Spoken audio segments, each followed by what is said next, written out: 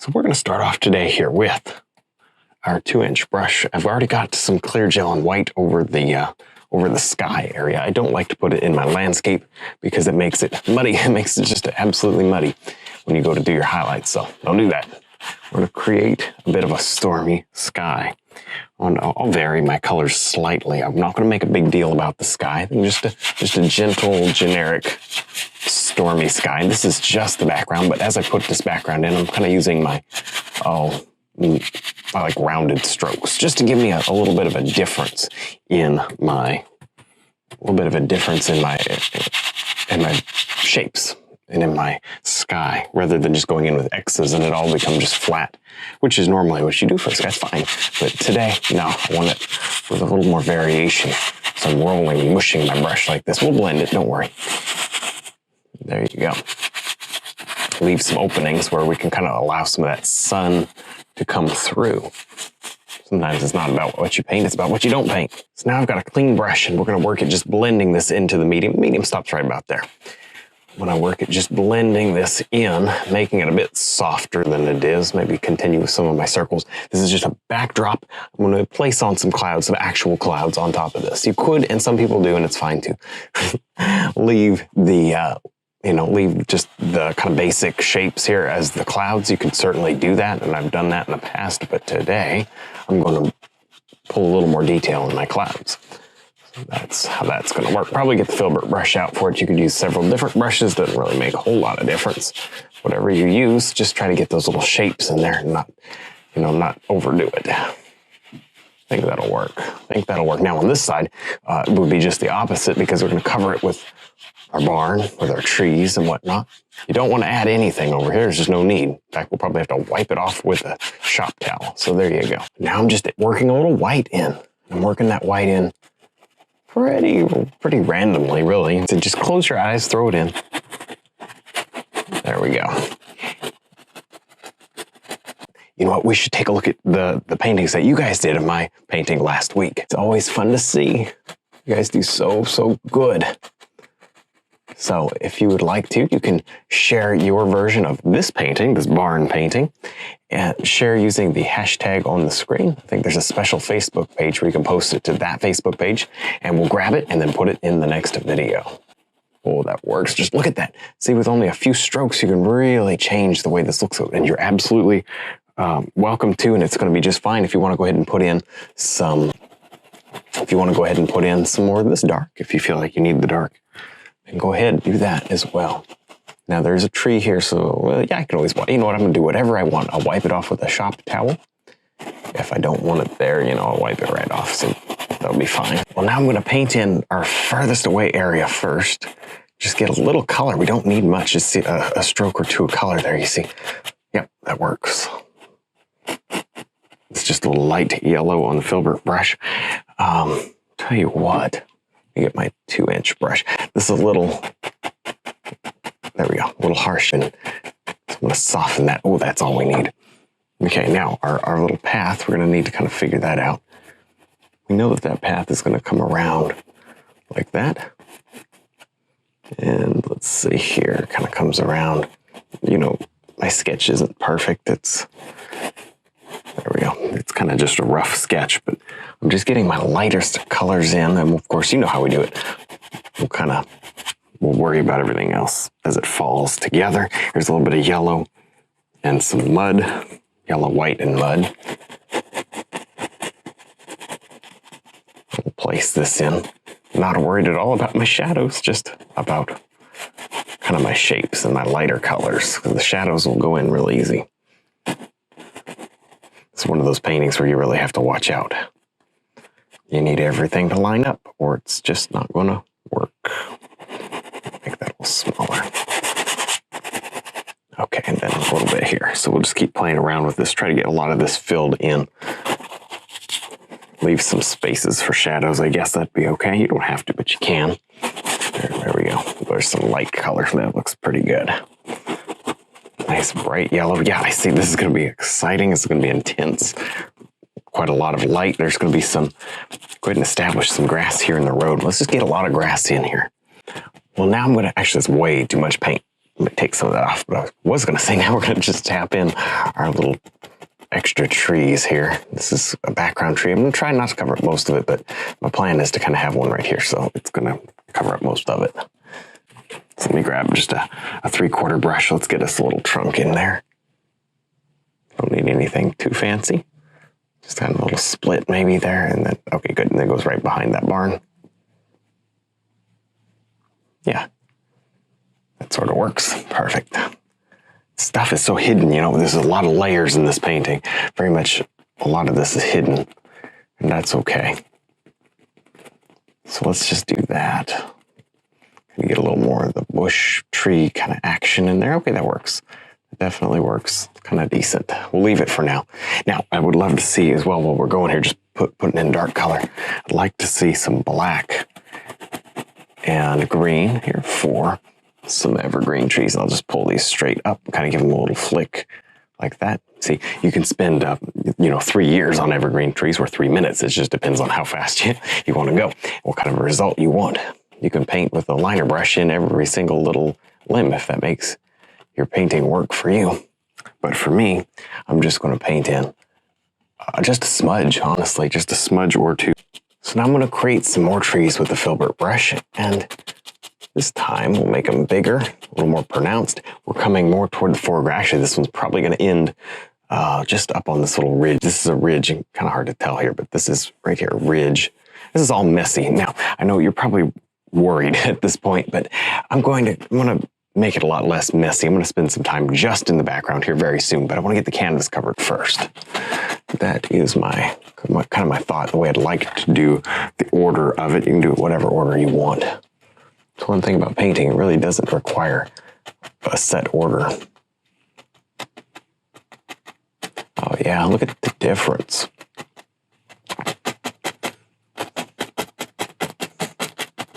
Yeah, that's starting to look pretty good. Pretty good. We can get some more of this in. Yeah.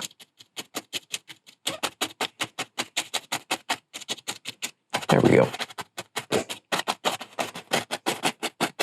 All right, we'll keep working on that. You could really do as much as you want, but I don't want to fill in my background too much. Hey, watch this. Let's go out. It's a little thick. Let's make that more leaves. Well, let's go out and then back in. Oh, that's kind of cool. Just for something different. I always do straight trees. Well, there's a not so straight tree just for something different. I'm bringing another tree that sits just a little further away. Not a lot, but that lighter color will push it back. Well, now I'm going to paint in some of my darkest areas, some of my shadow areas with grass. Now I know this doesn't look anything like grass, but have you seen the technique where we fluff it with a fan brush? I think that's what I'm going to do.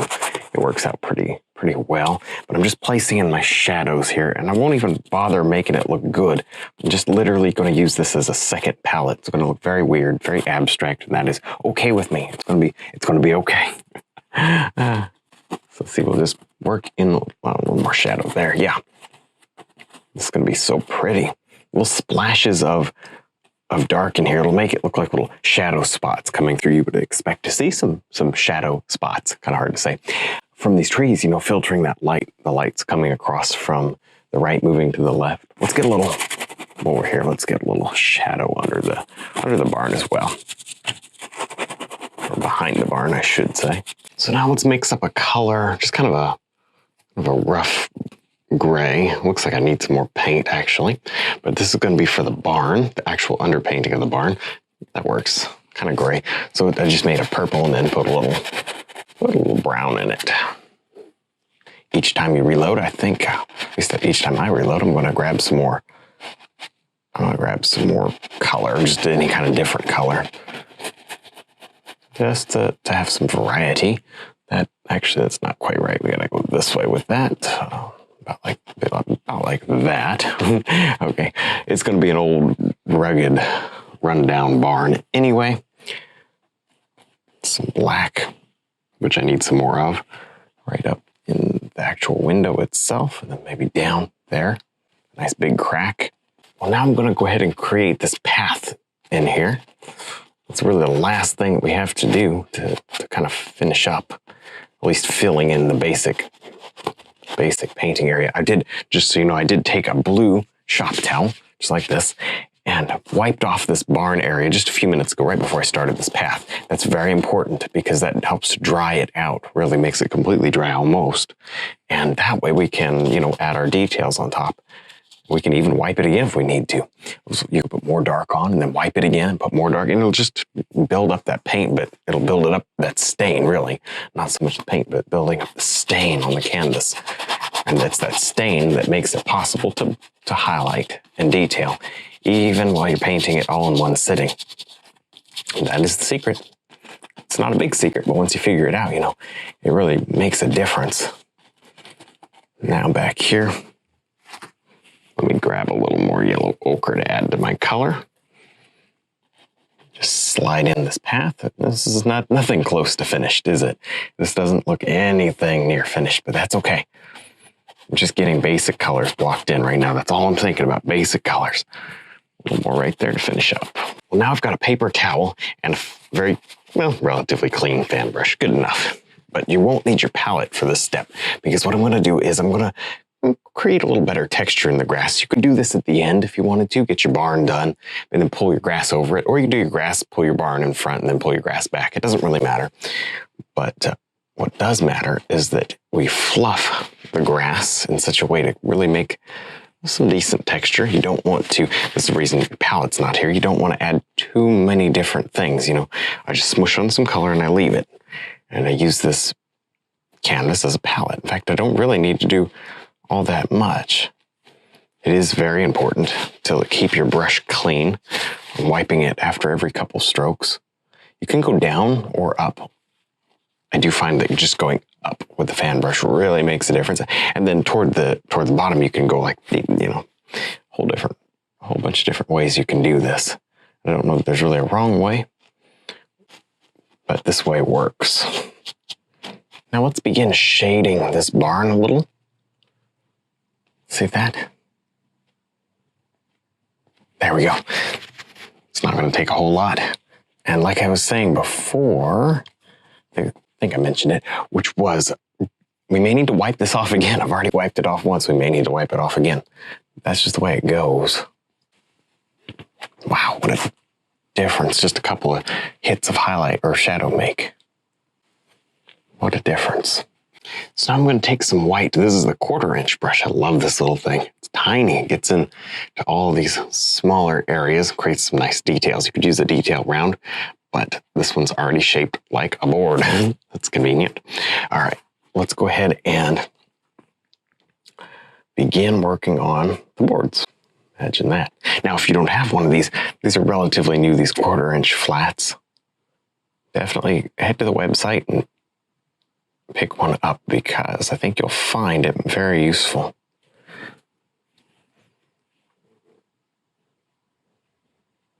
Some good variation in there. Then we'll need to go back over it again one more time with shading. So it's not a one-step process, is it? It actually takes a lot of different layers to make a barn look good. Now, the rugged barns, I think they take more layers probably than a nicer, clean barn, but the result is really neat, really cool. So it's worth it. We are going to have shading from the trees kind of on this. In fact, I think I'm going to do a tree right in front. I may take this tree and pull, I don't know, I haven't decided yet, but we'll see. Well, now we're going to work on the background. We need to work on the background because there's not a lot of detail back here. But a little color will help, and a little brightness. Now, the last thing we want to do is sharpen it up to where it's too much, you know. That path kind of slips around. Good. Yes, that looks good. That looks good. You know, this is just a basic underpainting here. It's finally time to go ahead and get something else going. I've got the 1/4 inch flat brush, and you don't want to put too much sharpness in the background. That's the one thing that'll kind of mess it up. The other thing you don't want to do in the background is put too many vivid colors. Keep our colors nice and soft and kind of pastel in the background, and then more vivid in the foreground. I'm going to continue forward here using the same flat brush, the 1/4 inch flat brush. I'm going to highlight the best I can, We may need to stop and wipe this area off. You can just take a shop towel and wipe off the path if you need to. I think I'm okay. It seems to be working, but if it stops working, I'll do that. There we go. A little bit yellow grass is not going to hurt anything. This is good. Just kind of following the basic shape of the path. You know, it doesn't need to be completely perfect everywhere, but just the basic shape. And honestly, just a few seconds of this. It's going to look good. This is one of those paintings that, you know, you rush to get the details or the underpainting, and then you slow way, way down and get these details in just right, because that's what's going to make the painting good. This painting relies on these details. So there. Make sure they go in nicely.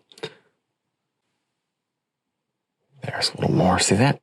The light's coming across, so we don't get, normally you get that shadow on the path. We're not getting so much of that over here because of the way the path is angling and the way the light's coming in. So that's kind of interesting, a little different. I like that. We'll just work at kind of creating these details. Down at the bottom, you make bigger details. At the back, you make smaller details. It seems easy, but sometimes we miss it. So just make a note of that. Now right here, we're going to place in just a few extra lines. You can see I'm going to put a little more highlight on, not a lot. But here's where it gets exciting. This is the detail round brush. You could even do this with the liner brush. If you're finding that this doesn't stick, don't wipe off your detail. Use a liner brush. It'll stick that way. It's an interesting way to do it, but it definitely would work. I'm liking this old roof. I think this really works. Maybe get some rust spots out on it. Looks like there's a little gap here, maybe. I don't know. It's cool. And you know what's great about these old barns? You don't have to be too precise with it. You can just get in there and do a little bit of detail, cracks and whatnot. It really makes it look good. And you don't have to be square, because you can always, you know, it doesn't have to be square or perfect because it's falling down. You can always use that as your excuse. There. Excellent. Maybe a crack right there. Now I'm bringing this tree right in front of this barn. I love that. I love that. We're going to lay it on fairly thick, though, because there's a lot of layers in that barn. There you go. Hey, look at that. That works. Sometimes you just lay it on thick and it comes out just fine. Sometimes you need to stop and wipe the canvas. Sometimes you don't. Well, now we can finally work on these trees. Oh, we shouldn't have left them so long. But they sure do look good. Look, I've spent just a minute or two getting in these colors. Now, our lighting, you know, it'd be so easy to just come in here and place a highlight everywhere, but I'm not going to do that. I've got see this one slash of highlight there? There's nothing down here, very, very dark. I've got that one slash of highlight, and I'm going to do that one more time up here. And I think it'll be more interesting. You don't have to do it that way. You can do more highlight everywhere, but I think this is going to be interesting. Tell me what you think. I think it's going to be interesting. Oh man, look at that. And, you know, when I say a slash, I don't really mean draw a line through it. I just mean, you know, kind of clumps of highlight. Two main clumps of highlight. Now I'm going to create some ivy here on this tree. Just a light green. And I'm doing kind of these little dots. See that? These little dots. A couple dots connected. So that kind of gives you that leaf shape. Of course, not every one is going to be just like that, but most of them are. Most of them are. Change the angles of them. See that? Just make it work. Make it look like there's some vines climbing up. Well, now we're going to create a lot of liner brush details, a lot of grass, a lot of detail. We'll just do it pretty straightforward, pretty quickly. Won't have to make it all perfect, not at all. But look, we can do some tree limbs real quick. Yeah, that works. Look at that. If it doesn't flow properly, add a little more oil. Obviously, if you add too much oil, it'll run right off the canvas. There, oh, I like that. We'll just keep going here. Just keep going. You can do as much of this as you need to. In fact, I think I need quite a bit. That's just me. A little bit maybe on this one. Look at that. Just pop a little, just extra color and contrast and just make it look that much more worn out. You can rub with the liner, whatever it takes, whatever you want to do. There's not much going on here. Bring a few blades of grass up. Maybe looks like I wanted to do a bush there. See that? Let's do that bush right there. So anyway, we'll just play around with this. So you can see that the little details, they add up so quickly. Oh, so quickly. There, I love that. I love that. Helping to kind of see all these little things are helping to tell the story of the rundown barn, aren't they? They really are. You know what I think would be really cool? We got our little vines over there. What if we did a vine or two kind of growing up the barn? Was not planning to do this at all, but here it is. I think it's a great idea. Helps to kind of incorporate it, make it feel like part of the painting over there. There you go. Nice, a couple shadows. See, I love painting with a liner brush. It is quickly becoming, higher and higher up in my favorite brush list because it does so many things when you learn to control it. There. So definitely take some extra time and practice with a liner brush. Worth it. Well, that's about it for this barn painting. I really enjoy seeing how the barn is kind of integrated into the landscape, with the trees and stuff in front. It's pretty interesting. If you enjoyed seeing this, be sure to leave a like and subscribe. Also, don't forget to check out our website, DVDs, and brush line. Thanks for watching.